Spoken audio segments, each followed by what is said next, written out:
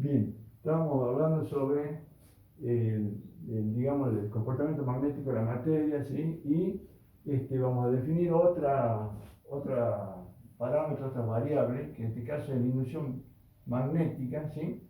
La inducción magnética total, ¿sí? Que se indica con la letra B, ¿sí? Para ello vamos a suponer un electroimán, ¿sí? En el cual, digamos, conectado a una fuente de alimentación, de tal manera que podemos variar a voluntad el campo electromagnético, ¿sí? Y a su vez vamos a colocar un material acá, digamos, en la zona intermedia, que esté expuesto al campo magnético, donde también se van a generar, por supuesto, dipolos magnéticos a crear su propio campo. Entonces, por un lado tenemos, digamos, los campos magnéticos, el campo magnético exterior, ¿sí? Vamos a hacer con líneas azules, la línea de campo exterior, ¿sí? Así. Y por otro lado vamos a tener el campo magnético interior, ¿sí? En donde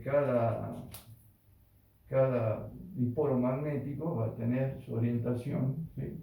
De los dipolos, ¿sí? Digamos que son paralelos al campo magnético exterior. Bien, entonces el campo magnético inducido lo vamos a indicar con la letra H', y el campo magnético que genera y que induce lo vamos a indicar con la letra H, ¿sí? Entonces, ¿qué tenemos? Por un lado tenemos el campo magnético interno e inducido H', ¿sí? Sería el que está dentro del material, H', ¿sí?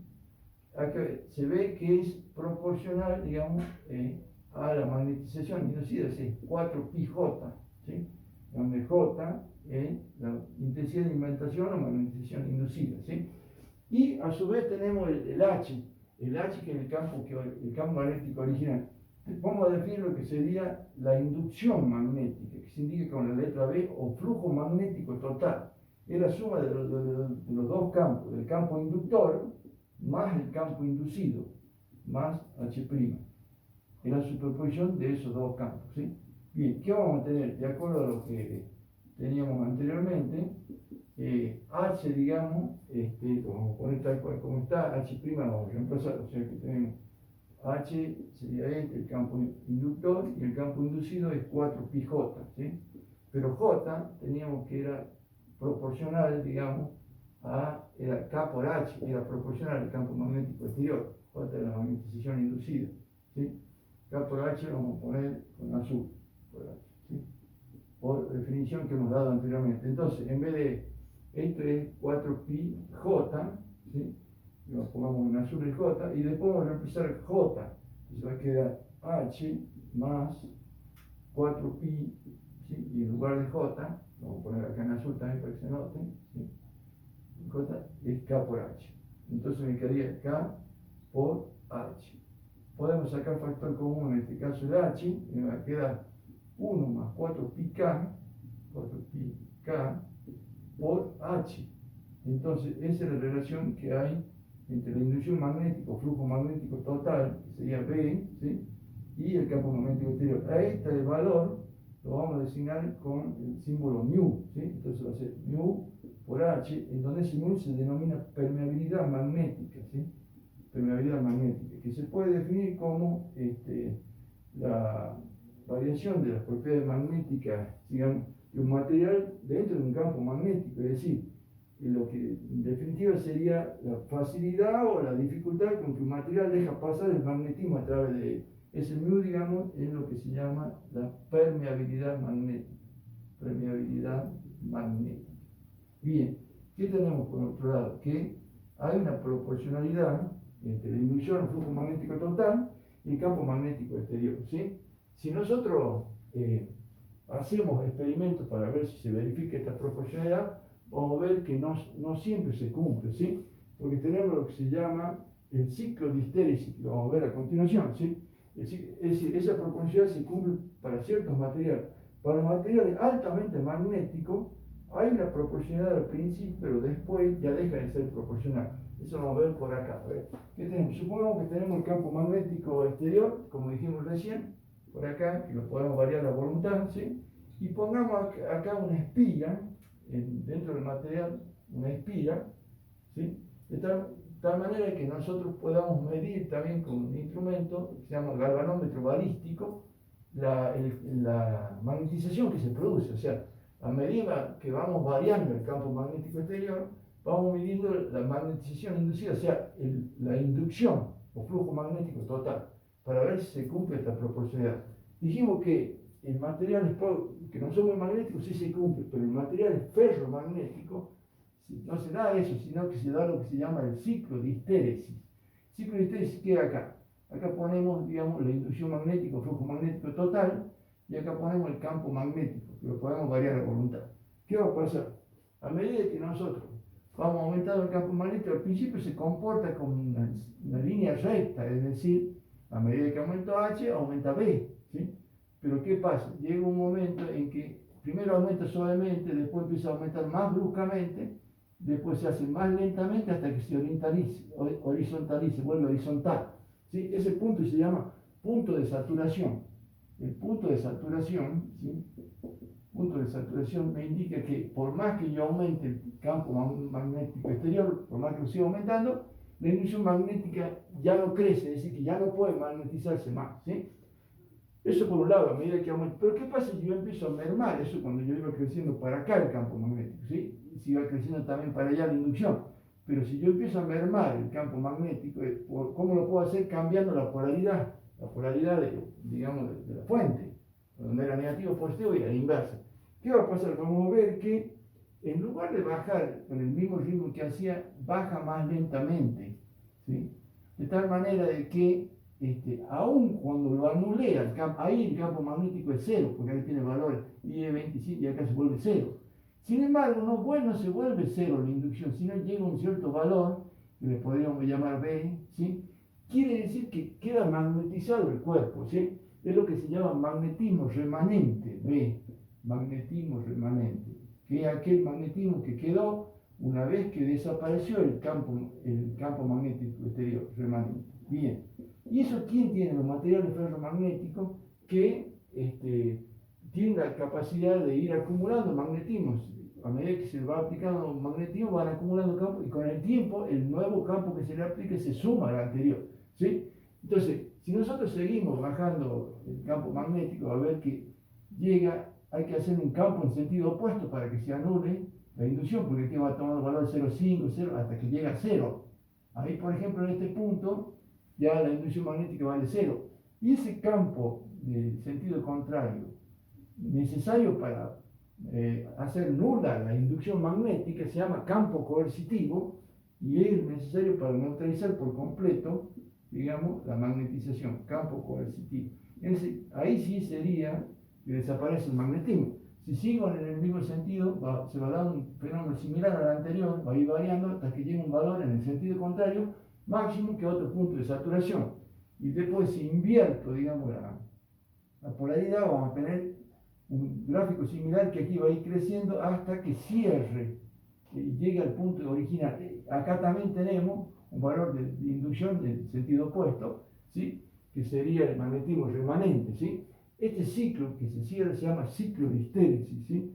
Y histéresis viene de historia y me dice que el magnetismo acumulado en los minerales ferromagnéticos. Esto se da, por ejemplo, cuando uno va a hacer una prospección magnética y encuentra que en una determinada zona, por ejemplo, hay una dirección y un valor del campo magnético, están orientados generalmente en dirección norte-sur, casi coincidente con los polos geográficos, ¿sí? Pero por ahí va a encontrar una zona en donde tiene, por ejemplo, no solo que varía en intensidad, sino que también en dirección, ¿sí? Encontrar dentro de la región esa valores anormales, en donde tanto la dirección del campo como la intensidad ha cambiado, y eso se debe a que no solo está afectado por el campo magnético actual, sino que es el resultado de la acción del campo actual más un campo anterior al que fue sometido el material y que tiene esa historia acumulada que se suma a la nueva y produce un cambio bastante notable. Eso se llama paleomagnetismo, ¿sí? O magnetismo residual. Paleomagnetismo, que suelen presentarlo muchísimas rocas, sobre todo las rocas ígneas y metamórficas. Bien, ¿qué más tenemos? El ciclo de histéresis, el magnetismo terrestre. Antes de hacer el magnetismo terrestre, me gustaría mostrar rápidamente la grafiquita de lo que sería el ciclo de histéresis de vuelta, y de ahí vemos el magnetismo terrestre. Ciclo de histéresis, aquí está bien hecho, tenemos, sí, ahí se lo ve. Bueno, tenemos, ahí ven, como ven, nosotros, el campo en Oester y la inducción en Gauss. A medida que aumentamos el campo, se va creciendo, ¿sí? Primero lentamente, después más rápido, llega al punto de saturación, ya no se magnetiza más, por más que aumente el campo, empieza a mermar el campo magnético, en vez de hacerse nula la inducción, queda un cierto valor, que es el magnetismo remanente, ¿sí? El B, y yo aplico un campo contrario para que se pueda anular la inducción, llega a menos C, que sería el campo coercitivo, sigo en la misma dirección hasta que se produce la saturación en sentido contrario, invierto la polaridad y vuelve de nuevo a crecer, cerrando el ciclo. El ciclo de histéresis, digamos, es muy importante porque me está diciendo cómo se van acumulando los campos magnéticos y el resultado es la suma del campo actual más los campos anteriores al que fue sometido. Ese sería el ciclo. Bien, después tenemos lo que se llama el magnetismo terrestre, ¿sí? El magnetismo terrestre, vamos a borrar un poco ahí. Bueno, el magnetismo terrestre, sabemos que la Tierra se comporta como un gigantesco imán, ¿sí? ¿Qué diferencia tiene, digamos, con respecto que el imán, o sea, tiene polos sobre su superficie, pero que estos polos no coinciden con los polos geográficos, es decir, que el eje magnético no coincide con el eje geográfico, ¿sí? Si supongamos que tenemos la Tierra así, ¿sí? Entonces, si este es el eje geográfico, ¿sí? Por el paso del meridiano de Greenwich, y acá tenemos el Ecuador, ¿sí? Tenemos que, digamos, el eje magnético, ¿sí? Está desplazado. Primero que el centro, supongamos que el centro fuera por acá, el centro está desplazado unos 1200 kilómetros, ¿sí? Unos 1200 kilómetros, es decir, que la distancia entre el centro, ¿sí? Y por donde pasa el eje está aproximadamente unos 1200 kilómetros, ¿sí? Además, hay una desviación de la latitud de 78 grados en la parte superior y de 63 grados en la parte inferior. Es decir, que el polo norte magnético, ¿sí? Con respecto al polo norte geográfico, está desplazado 78 grados, y el polo sur magnético está desplazado con respecto al polo sur geográfico 63 grados. Esto se encuentra el polo en el norte de Canadá, cerca de Alaska, y esto en el lado opuesto a la Antártida, es decir, transferir para el lado opuesto, ¿sí? Entonces tenemos que, digamos que el campo magnético no coincide. Con respecto a los nombres también hubo divergencias. ¿Por qué? Porque algunos autores consideran que, digamos, no debería darse el nombre de polo norte magnético al que está cerca del norte geográfico, y lo mismo con el polo sur. ¿Por qué? Porque, ¿cómo se le dio, digamos, el nombre a los polos, digamos? Se le da el nombre porque una aguja libremente orientada que puede girar en los dos planos, tanto horizontal como vertical, se ponía apuntando hacia el polo norte una parte y hacia el polo sur otra. La que apuntaba hacia el norte se le llamó norte, y que estaba para el sur, sur. Pero, si después, cuando se descubrieron las leyes del magnetismo, polos del mismo nombre se repelen, no podría apuntar un norte hacia un norte y un sur hacia un sur. Entonces, ¿qué se deben llamar? Este sería supuestamente norte magnético, pero como ya quedaron grabados en la aguja acá norte y acá sur, seguramente este tiene que ser el polo sur magnético. ¿Por qué? Para que se cumpla la ley del magnetismo, que el sur con el norte se atraen, lo mismo que acá. Frente al polo sur estaría el norte magnético. En otras palabras, lo que sería el polo sur magnético sería el polo norte magnético, ¿sí? Y lo que sería el polo norte magnético sería el polo sur magnético. De esa manera se cumpliría la ley del magnetismo, ¿sí? Algunos autores conservan ese tipo de nomenclatura y otros la cambiaron a la actual, digamos, ¿sí? Bueno, ¿qué pasa? Se producen, digamos, lo que se llaman las líneas de fuerza o líneas de campo magnético, ¿sí? Ustedes la van a ver que son líneas que son similares a los meridianos, solo que están inclinadas, digamos, son de diferentes maneras, y son el resultado, digamos, de como las líneas de fuerza. Es decir, por ejemplo, si yo tengo un polo acá, un polo norte, por ejemplo, y acá un polo sur, que sería lo que actuaría como la Tierra, y pongo acá un polo de prueba, un polo sur, ya habíamos visto algo de esto en electricidad. A lo largo de la línea que lo une el polo sur con el sur va a haber una fuerza de repulsión, polos del mismo nombre se repelen, que inversamente proporciona la distancia, va a ser relativamente pequeña. Y el norte con el sur va a haber una atracción que como esté a distancia corta, va a ser más grande. Componiendo vectorialmente ambos me va a dar la dirección del campo magnético, ¿sí? H, digamos, el H total. Si uno le hace para cada punto, digamos, me va a ir dando una serie de vectores, ¿sí? Serie de vectores que representan el campo magnético, le voy a poner HM, campo magnético, en diferentes puntos, y ese campo magnético, uniéndolo a través de una línea que sea tangente a ellos, me va a dar lo que se llama la línea de fuerza del campo magnético, que une todos los orígenes. Y va a ir dando, obviamente, a medida que lo vamos trasladando en diferentes puntos, un espectro parecido a este, ¿sí? Que en el centro tienden a amontonarse las líneas y a medida que me voy alejando del centro se van haciendo más abiertas y después ya ni se cierran, digamos, ¿sí? Quedaría una cosa más o menos así. Bueno, algo parecido pasa en la Tierra, ya lo mostramos acá, digamos, lo que sería vamos a enderezar un poco esto, ¿sí? Para mostrar las líneas de campo magnético, ¿sí? Ahí estaría, ¿sí? Bueno, ahí tenemos, por un lado, ¿sí? Que está desplazado a 78 grados, el polo norte, el sur magnético estaría cerca del norte geográfico. Está a 78 grados, el centro está desplazado a 1200 kilómetros, digamos, lo que sería el norte magnético, que está en la parte del sur geográfico, está desplazado a 63 grados, ¿sí? Y estas son las líneas de campo magnético, ¿sí? Bien, eso sería en cuanto a esto. Ahora, en lo que se refiere a lo que es qué es polo, qué inclinación, declinación. Primero, ¿cómo definimos lo que es polo magnético? ¿Sí? Estamos en magnetismo terrestre. Bien, espectro de línea magnética, ya bien, inclinación y declinación. Primero, ¿cómo definimos polo? Polo es un punto de la superficie de la Tierra en donde la línea, digamos, el campo magnético es vertical, digamos, ¿sí? O sea, una aguja libremente orientada se pondría apuntando hacia abajo, ¿sí? Ese sería el polo magnético. ¿Y ecuador magnético cuál sería? Un punto donde la inclinación sería cero, es decir, se vuelve paralelo a la superficie. Eso nos lleva a definir, digamos, lo que sería la inclinación y la declinación, ¿sí? Por ejemplo, nosotros tenemos una aguja como esta, a ver si se puede ver así. Si nosotros, por ejemplo, si estuviera en un plano horizontal, ¿sí? Probablemente esta sea la dirección norte-sur, digamos, giraría un poco, inclinando lo que sería lo que llamamos declinación. Por ejemplo, este angulito sería de declinación, porque este negro indicaría el norte geográfico y este sería el norte magnético, el meridiano geográfico y el meridiano magnético. El ángulo formado es la declinación.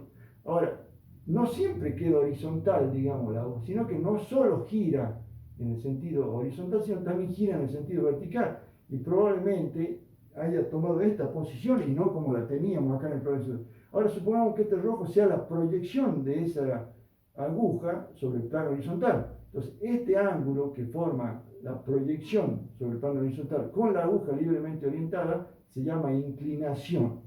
El ángulo que forma la proyección de la aguja sobre un plano horizontal con la aguja propiamente dicha. Y la declinación es el ángulo que forma la proyección de la aguja con el meridiano geográfico, ¿sí? Acá lo vemos también en otra representación gráfica, a ver si tenemos. Pasa que es un poquito más complicado, pero acá se lo puede ver, ¿ves? Acá tenemos, esta sería la aguja libremente orientada, aguja libre, la proyecto en el plano horizontal, que sería esta, la proyección, ¿sí? Ese se llama meridiano magnético, ¿sí? Porque apunta hacia el norte magnético. Fíjese que el ángulo que forma la aguja libremente orientada con el meridiano magnético se llama inclinación, ¿sí? Y la proyección horizontal con el meridiano geográfico, es decir, que apunta al norte geográfico, ese ángulo que forma la proyección horizontal se llama justamente declinación. Esos son, digamos, los dos valores que me indican la posición del vector campo magnético, digamos, sobre la superficie de la Tierra, ¿sí? Bien, ahora, esa inclinación y declinación están variando con el tiempo, ¿sí?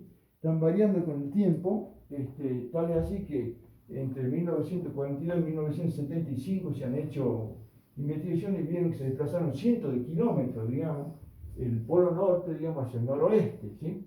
Es decir, que tienen variaciones que son a lo largo del tiempo, seculares, ¿sí? ¿Qué otra cosa importante acá? Que el magnetismo terrestre tampoco es uniforme a lo largo del día, ¿sí? Sino que sino que también va cambiando. ¿Por qué? Porque tenemos que el campo magnético, digamos, el campo magnético de por sí ya no es no es constante, ¿sí? El campo magnético, digamos, tenemos que en el polo norte magnético tiene menor intensidad que el polo sur magnético, digamos. ¿Por qué? El polo sur magnético tiene aproximadamente unos 7 Warsted, ¿sí? En cambio, el norte magnético tiene entre 3 y 5 Warsted, ¿sí? De por sí, entre 3 y 5 Warsted es más intenso en el sur magnético porque está más cerca de la superficie. Y además de eso, el campo magnético es el resultado de dos tipos de campo magnético. Por un lado tenemos el campo interno, ¿sí? Tenemos el campo interno y tenemos el campo externo, ¿sí? El interno se puede a su vez dividir en geomagnético y superficial. Y después tenemos el externo, superficial, ¿sí? Bien, ¿qué diferencia? Es que a nosotros nos interesa el campo interno. ¿Por qué? El campo interno, digamos, se refiere desde la superficie de Tierra para abajo.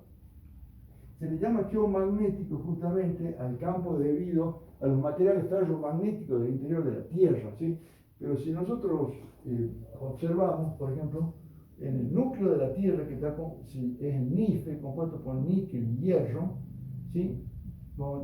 Es difícil de explicar a qué se debe ese campo geomagnético porque se encuentran a alta temperatura el níquel, se supone que está más arriba de los 1300 grados centígrados, donde está, digamos, para que se puedan fundir los materiales, y ya estaría superando la temperatura de Curie, por lo cual no tiene explicación de por qué se genera el campo interno, ¿sí? El geomagnético, ¿sí? Se pretende dar una explicación diciendo que las cargas se encuentran en movimiento y al producir movimiento generan magnetismo.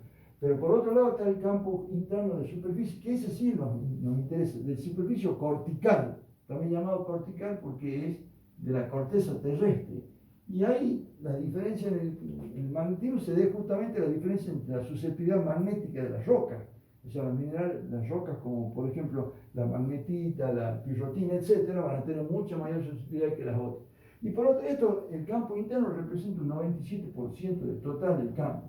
Y el campo, digamos, externo, perdón, acá, el campo externo sería el campo debido a las variaciones de la atmósfera, ¿sí? Sabemos que en la atmósfera, que sería acá arriba, ya con respecto a la superficie de la Tierra, en la atmósfera hay cargas en movimiento, ¿sí? Y hay corrientes de viento, ¿sí? Esos movimientos de cargas, ¿cierto?, en la atmósfera con relación a las cargas estáticas del interior de la Tierra, genera una inducción magnética y produce un campo. También depende del movimiento ascensional de la temperatura. ¿Por qué? Porque la radiación solar calienta la superficie de la Tierra, el aire caliente sube y lleva carga en sí mismo, y eso junto con las tormentas magnéticas hacen variar permanentemente el campo magnético en forma diaria, ¿sí? De acuerdo a la posición relativa de la Tierra, la Luna y el Sol, ¿sí? Es decir, que el campo está variando permanentemente, ¿sí?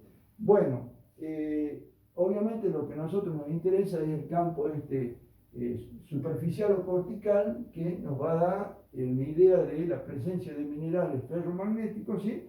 O, como dijimos anteriormente, también la presencia de rocas ígneas o metamórficas que pueden ser trampas petrolíferas. Bien, ahora, ¿cómo estudiamos nosotros el campo? Porque nosotros vamos a tener una gráfica que me dé la forma del campo como una curva.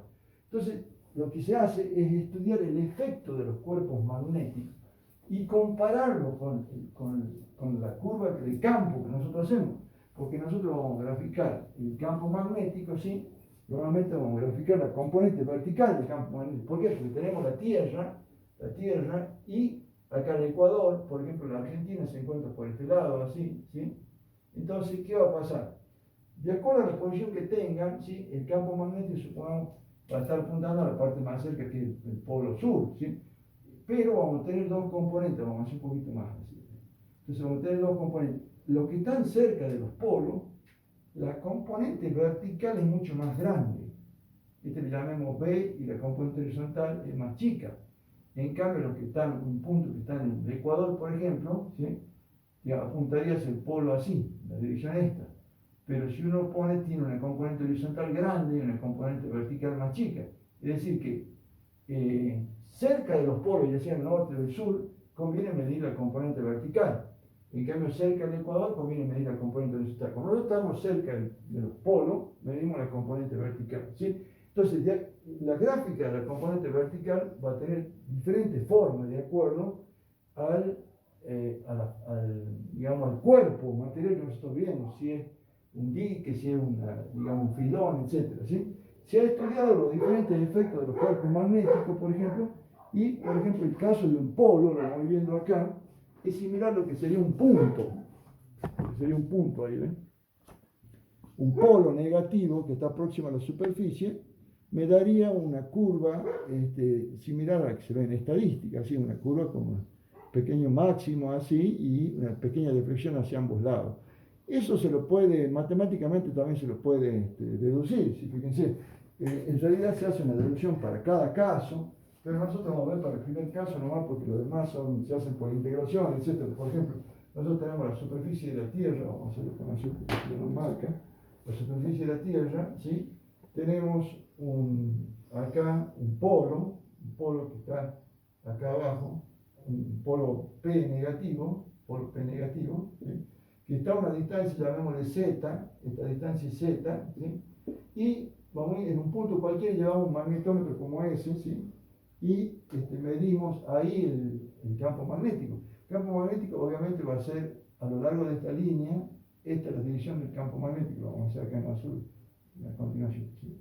Entonces, estamos a una distancia X de la proyección horizontal del polo sobre la superficie de la Tierra, ¿sí? Entonces, este es el campo magnético H, ¿sí? Tenemos Z la profundidad, le vamos a llamar alfa el ángulo que forma la dirección de la aguja con la vertical, y podemos también descomponer el campo magnético en dos direcciones, ¿cierto? Una que podríamos llamar H minúscula, que es la componente horizontal del campo magnético, y otra B, que es la componente vertical del campo magnético. Entonces, si le llamamos alfa a este ángulo, que es el que forma la aguja con la vertical, por alterno interno es el mismo que este, entonces puedo establecer relaciones matemáticas. Puedo decir, por ejemplo, primero acá en el triángulo donde está el campo y la componente vertical, puedo poner que coseno de alfa, ¿sí? Igual a cateto adyacente, que sería B, sobre la hipotenusa, B. Y la hipotenusa es el campo magnético, ¿sí? H, donde yo puedo sacar que H por coseno de alfa, va a ser igual a B.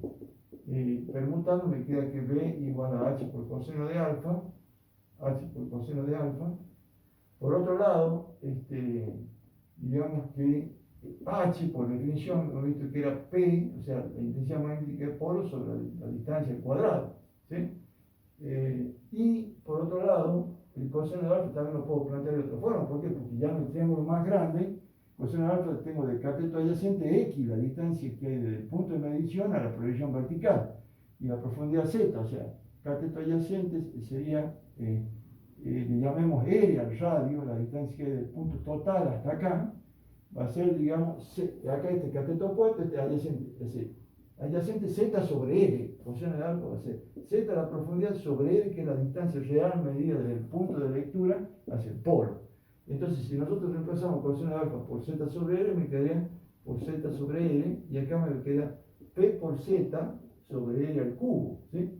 Pero, si nosotros tenemos en cuenta que R, también por trigonometría, es P por Z, ¿sí? Pero R en la hipotenusa es un triángulo rectángulo, es decir, que R al cuadrado es igual a X al cuadrado, la distancia a la vertical, más la profundidad al cuadrado, donde sale que R igual a raíz cuadrada de X cuadrado más Z cuadrado, ¿sí? X cuadrado más Z cuadrado, ¿sí? Con lo cual tendríamos lo mismo que ponerlo en forma de fracción al exponente a la 1 medio, ¿sí? Si nosotros reemplazamos, nos quedaría en definitiva que B va a ser igual a P, acá va a ser igual a P por Z, sobre R, pero R X cuadrado más Z cuadrado a la 1 medio, X cuadrado más Z cuadrado a la 1 medio, y eso a su vez va elevado al cubo, ¿sí? Es decir, que va un medio potencia y otra potencia, 1 medio por 3 medios. Me queda en definitiva que B, la componente vertical del campo magnético, igual a P por Z sobre X cuadrado más Z cuadrado, digamos, elevado a la 3 medios. Esa sería la fórmula de la componente vertical del campo magnético por un punto solo, que es es un polo, ¿sí? Lo demás lo mostramos nomás porque la deducción es bastante larga y se hace integral, ya más complicado, ¿sí? Entonces vamos mostrando los efectos de los diferentes cuerpos magnéticos, ¿sí? En el caso de un dipolo, tenemos acá, caso de un dipolo, ¿sí? Sería para acá, más o menos. Ahí estamos. En el dipolo tenemos ya una barra, que es esta, ¿sí? Como si fuera un dique vertical, donde tiene un polo negativo en la parte superior y un polo positivo en la parte inferior. El efecto del polo negativo es intenso, sobre todo en el hemisferio norte, da esta línea de punto, es la componente vertical del polo negativo. Y en la parte inferior está el polo positivo, me da en esta otra línea de punto, que es la componente vertical del campo magnético producido por el polo positivo.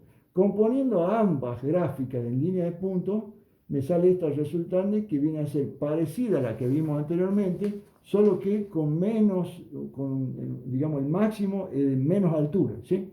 Y obviamente se van a superponer los dos efectos, el efecto producido por el polo negativo con el efecto producido por el polo positivo. ¿Qué más? ¿Qué otros casos tenemos? El caso de una esfera. Esta esfera es muy parecida al efecto que produce el pórfido de cobre, ¿sí? ¿Qué tenemos en este caso? Que también se hace la obtención de los valores en forma matemática, pero lo que interesa es la forma de la curva, que tiene un máximo y dos mínimos. Los mínimos están menos asentados que el máximo más pronunciado, ¿sí? El caso de una esfera. Y también tenemos el caso de un cilindro vertical, que es más parecido a lo que sería, por ejemplo, un yacimiento, digamos, de algún mineral de hierro, por ejemplo. También tiene eso, una gráfica similar, ¿cierto? Con un máximo pronunciado, y tenemos dos mínimos y vuelve a producir otra concavidad. ¿Y qué hacemos nosotros en la práctica? Comparamos, digamos, el gráfico que nos dio de la componente vertical con algunos de estas gráficas, y por asimilación decimos qué forma aproximada tiene el cuerpo, ¿sí? Y ya por último tenemos cómo interpretarla, ¿sí? Cómo interpretar, digamos, los perfiles magnéticos, ¿sí? ¿Qué hacemos nosotros? Hay dos métodos para sacar la profundidad. Uno el método de Peter y el otro de Figuerola. ¿Cómo interpretar? Tenemos acá en el eje vertical la componente vertical del campo magnético, en el eje horizontal, digamos, la distancia expresada en metros, ¿sí? Elegimos nosotros, eso también se hace en un práctico, y ya lo va a ver el práctico, elegimos los perfiles, porque va a haber varios perfiles, el perfil de mayor variación, es decir, mayor amplitud, que sería este que está en negro acá, la curva esta, ¿sí? ¿Qué hacemos nosotros? Lo primero que hacemos es trazamos una recta tangente, que es la tangente A, que la toca en una porción de un segmento, es tangente a la curva acá, ¿sí? Cuando mayor sea la porción del segmento en donde se superpone con la curva, más tangente es. Obviamente el punto medio es el punto de tangencia real, ¿sí? A es la tangente a la curva. ¿Nosotros qué hacemos? Trazamos, sabiendo el ángulo que forma esa tangente A la curva, trazamos una línea que sea la mitad del valor de la tangente